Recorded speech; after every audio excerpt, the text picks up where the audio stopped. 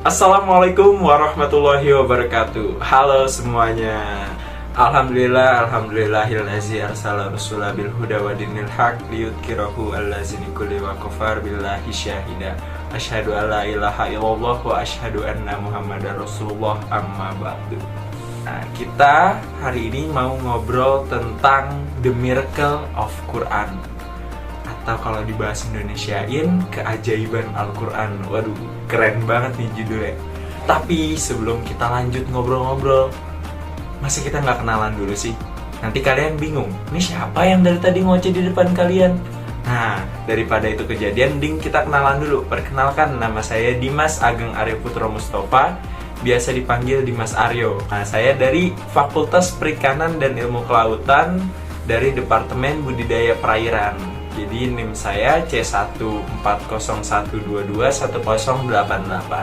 Dan menurut saya sebenarnya Al-Quran itu aja udah sebuah keajaiban gak sih? Karena coba kita bayangin, dari kakek kita, bapak kita, terus jadi kita, pedomannya tuh satu, Al-Quran. Al-Quran tuh relevan dari kakek kita masih kecil sampai kakek kita jadi kakek-kakek, dari bapak kita kecil sampai bapak kita jadi bapak-bapak, dan akhirnya turun ke kita, dan itu masih relevan.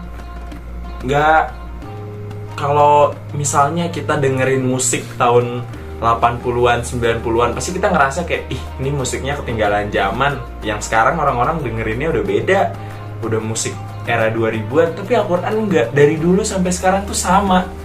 Orang-orang bacanya satu, pedomannya satu. Nah, itu udah sebuah keajaiban, karena nggak ada hal apapun yang bisa tetap relevan dari dulu sampai sekarang. Karena biasanya tuh semuanya berubah seiring dengan perkembangan zaman. Tapi Al-Quran nggak, dari awal tuh tetap nggak direvisi mengikuti zaman. Nggak, Al-Quran nggak kayak gitu, itu mungkin yang lain. Kalau Al-Quran tetap dari awal sampai akhir, kehidupan sudah diatur di Al-Quran dengan jelas. Jadi apapun yang mau kita lakuin, entah di zaman sekarang atau dulu, kalau kita cari bagaimana kita mau melakukannya, di Al-Quran tuh ada. Seperti misalnya kita pengen berbuat baik, berbuat zakat, dan lain-lain, itu ada di Al-Quran. Jadi menurut saya Al-Quran itu udah sebuah keajaiban, karena dia tidak lekang oleh waktu. Dia selalu relevan di berbagai zaman dan berbagai kehidupan. Saya ingin bercerita tentang pengalaman saya nih. Ini yang jadi alasan kuat saya memilih tema The Miracle of Quran, karena hal ini. Karena kejadian ini. Jadi dulu, tepatnya itu waktu saya kelas 3 baru naik dari kelas 2. Dan itu kan lagi fokus-fokusnya kita harus ngejar yang namanya UN. Kita harus belajar buat UN. Tapi di situ saya juga masih jadi wakil ketua OSIS, dan saya juga masih ikut eskul silat dan paskibra, ditambah lagi les dan lain-lain. Dan itu akhirnya ngebuat saya terlalu sibuk, pola makannya tidak teratur, istirahatnya kurang, sehingga saya sakit. Singkat cerita, akhirnya saya tidak masuk sekolah, beristirahat di rumah. Namun saat di rumah, saya tidak mau makan. Nafsu makan saya tuh sangat buruk. Bukan sekedar yang kalau kita makan rasanya nggak enak, tapi bener-bener nggak mau masuk, nggak mau ngunyah. Kalaupun dikunyah, ditelan tuh mual. Jadi bener-bener nggak bisa makan. Dan akhirnya di rumah istirahat, ya percuma istirahat kalau kita nggak makan. Kan tubuh kita perlu bahan bakar atau asupan agar kita bisa meregenerasi. Ibaratnya kendaraan harus diberi bahan bakar untuk jalan, tubuh kita harus diberi makanan untuk bisa bergerak, untuk bisa menjalankan metabolismenya. Dan saya nggak makan, dan akhirnya kondisinya makin parah, terus drop, terus turun, sampai akhirnya keluarga saya mutusin untuk bawa saya ke rumah sakit. Awalnya di puskesmas, dan ternyata puskesmas nyatain ini sakitnya kayaknya udah parah, jadi bakalan dikasih infus, abis itu langsung dirujuk ke rumah sakit. Akhirnya disewalah ambulan. Saya dibawa dari puskesmas ke ambulan. Itu pengalaman pertama saya naik ambulan, dan saya yang jadi pasiennya, saya yang dibawa. Selanjutnya Tibalah di rumah sakit, saya mendapatkan kamar, dan singkat cerita saya terus dirawat selama 2 minggu, namun tidak menunjukkan perkembangan yang baik dan lain-lain. Dan setiap hari itu tangan kanan diinfus, tangan kiri di sini diambil darah 1 hari 2 kali untuk mengidentifikasi penyakit. Dan dari situ diketahui bahwa saya terkena tifus dan demam berdarah, 2 penyakit berat dalam satu waktu.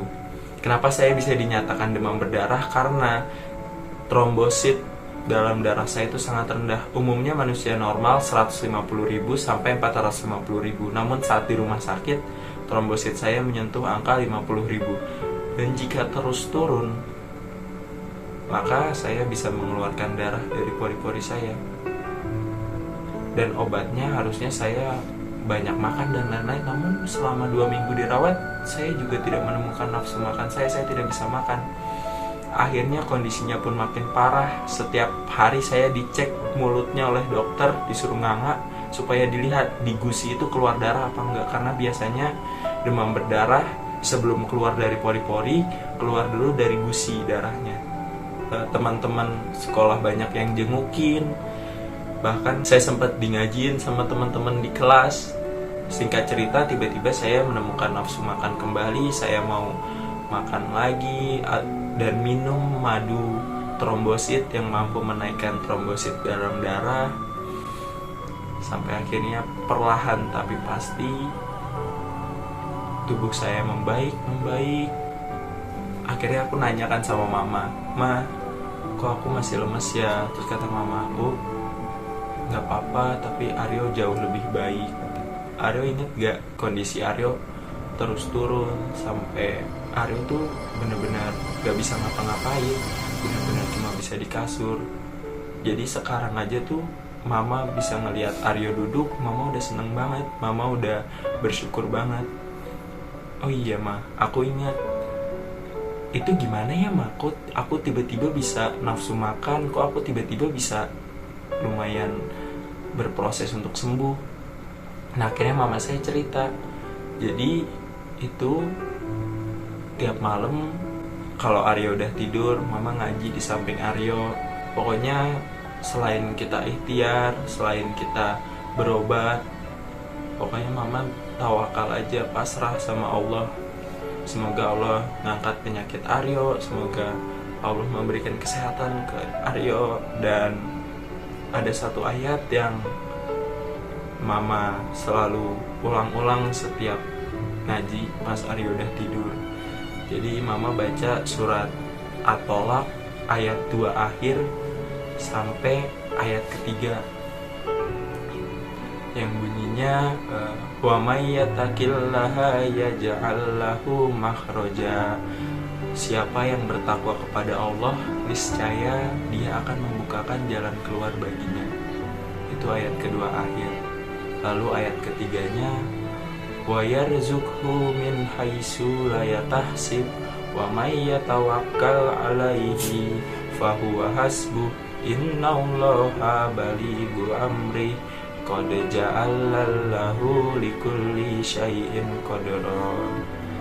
Artinya, dan menganugerahkan kepadanya rezeki yang dari arah yang tidak pernah ia duga.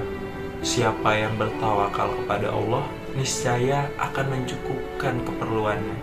Sesungguhnya Allah lah yang menuntaskan urusannya. Sungguh Allah telah membuat ketentuan bagi setiap sesuatu. Maknanya di situ adalah mama saya berserah diri kepada Allah. Semoga Allah menganugerahkan rezeki sehat, rezeki umur panjang kepada saya, supaya diangkat penyakitnya dan saya bisa kembali sembuh.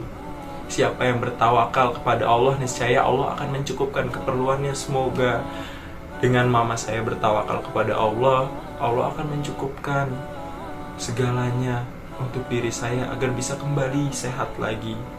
Kalau sebelumnya trombositnya masih kurang, semoga dicukupkan, semoga dikembalikan ke angka yang normal.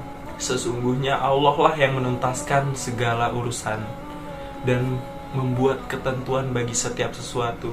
Semoga Allah menuntaskan penyakit saya dan Allah takdirkan sehat, selamat, dan umur panjang kepada saya. itu jujur saya nangis waktu dengar itu, karena ya mungkin saya tidur, mungkin saya nggak sadar, tapi itu saya rasain, saya bisa sembuh lagi, saya bisa seperti sekarang karena ayat itu. Dan itu yang membuat saya benar-benar yakin bahwa keajaiban Al-Quran, the miracle of Quran, itu ada, itu nyata. Jadi buat teman-teman semua yang masih beruntung, yang masih hidupnya masih enak, masih nyaman, semoga tetap diberi nikmat sehat. Meskipun kalian mungkin pengen juga ngerasain keajaiban Al-Quran, semoga kalian ngerasain keajaiban Al-Quran yang lain. Gak harus seperti saya yang harus sakit dulu baru ngerasain keajaiban Al-Quran, karena keajaiban Al-Quran itu tidak terbatas, sangat banyak. Jadi semoga kalian juga bisa merasakan keajaiban Al-Quran yang lain. Jadi jangan pernah merasa cukup, jangan pernah merasa sudah pintar, teruslah belajar, teruslah membaca Al-Quran, teruslah mengkaji artinya, dan jangan lupa untuk mengamalkannya, karena dari situlah kita bisa menikmati keajaiban Al-Quran. Wabillahi taufiq wal hidayah. Wassalamualaikum warahmatullahi wabarakatuh.